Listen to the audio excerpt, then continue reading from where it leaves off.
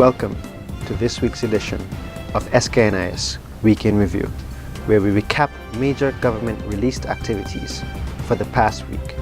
I am your presenter, Bahim Berry. Highlights for the week of May 3rd to the 9th, 2019. National Assembly met on May 9th to debate various bills. Local businesses and employees awarded for best practices in OHS. Joseph O'Flaherty remembered for his contribution in labor matters.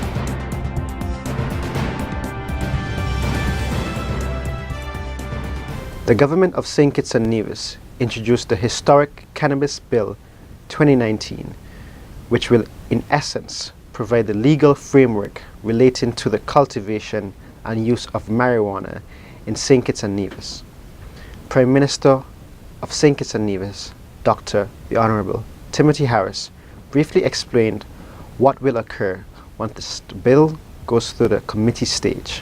While countries before us, for example, Jamaica, Antigua and Barbuda, St. Vincent and the Grenadines, have passed their version of the Cannabis Bill, our bill, when it comes to committee, will grant legislative approval for and regulate the use of cannabis for medicinal, for religious, and recreational purposes. In other words, we have cut across the three broad gamut that had been the subject of discussion regionally and elsewhere with respect to the issues to do with marijuana. He noted that the necessary steps will be taken to ensure that this bill also protects our youths, tightens the regulatory system, and modernizes and strengthens penalties for criminal offenses. Still on Parliament, the Prison Amendment Bill, a bill to amend the Prison Act, Cap 19.08, was passed safely through the Federal Parliament on May 9th. Presenting on the bill, Prime Minister and Minister of National Security, the Honorable Timothy Harris, said that this bill before the Honorable House is simple as the government is making strides to create a friendlier society. My government wants to create a more ennobling society, kinder, gentler, more forgiving, and more empowering. And the traditional, punitive conception of our prisons and the attitude that those who inhabit our prisons are societal outcasts must no longer have currency and relevance. A new kind of enlightened leadership is required to lead our prisons, and the use of the now more modern descriptor as Commissioner of Corrections is in keeping with the new ethos of rehabilitation, reducing recidivism, and empowering inmates to face society anew and better adjusted. Prime Minister Harris added that the amendments to the Prison Act are important for the country. He referred to the countries within the Caribbean community, namely Grenada, Trinidad and Tobago, Jamaica, that have already moved to upgrade the administration structure to the prison service and appointed a commissioner of prisons at the head of the prison service. 65 outstanding businesses and 55 employees within various organizations in St. Kitts and Nevis were honored by the Ministry of Labor for the hard work and best practices they have demonstrated over the past years in occupational safety and health. The Honorable Vance Amory, Senior Minister and Minister of Labor and Social Security, congratulated the honorees and noted that the government continues to play its part in ensuring that businesses provide a safe place for people to work. These awards support government's vision of ensuring a favorable environment for economic growth and productivity, for competent and a competitive workplace.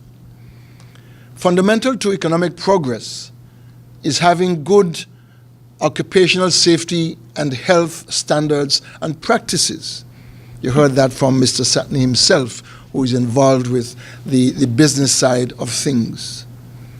So this award ceremony signifies government's continued commitment towards good OSH standards.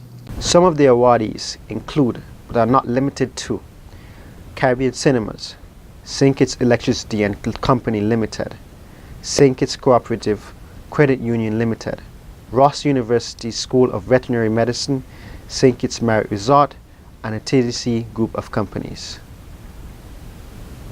The Ministry of Labour observed a minute of silence to remember the contribution to the workforce by the late Joseph O'Flaherty, President of the St. Kitts and Nevis Trade and Labour Union, who passed away on May 6th.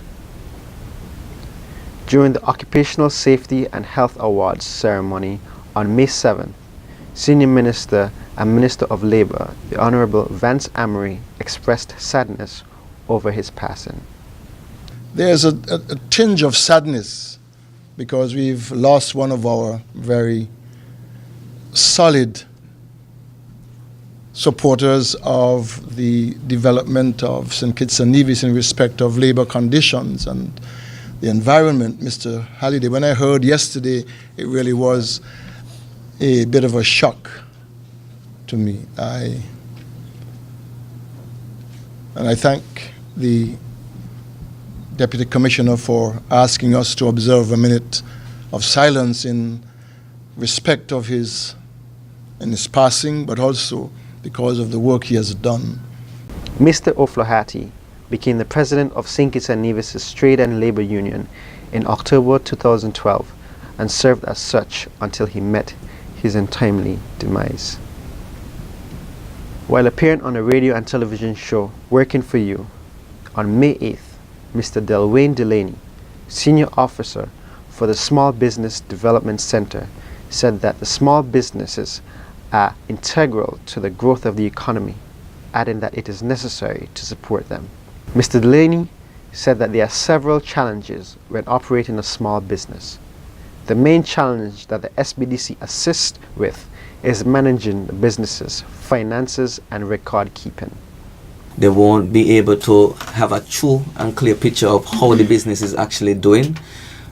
Many small business owners, that's not their primary job as well. So what you see that perhaps their weekly salary is mixed with their side job and they don't have a true reflection of actually how the business is doing. Mr. Delaney said that the SBDC provides training for small business owners to help them operate in an efficient manner. Trade Policy Officer in the Ministry of International Trade, Ms. Lindis Harris, during the radio and television show Working for You, said that the idea of having a Caribbean single market and economy is considered beneficial to the region as it affords persons more as well as better opportunity for employment to produce and sell goods and services and to attract investment. She described the CSME as a vital part of integration in the Caribbean community. Ms. Harris spoke to the 5 core components of the CSME. Persons throughout CARICOM, they are afforded the opportunity to move to any of the participating member states to seek employment.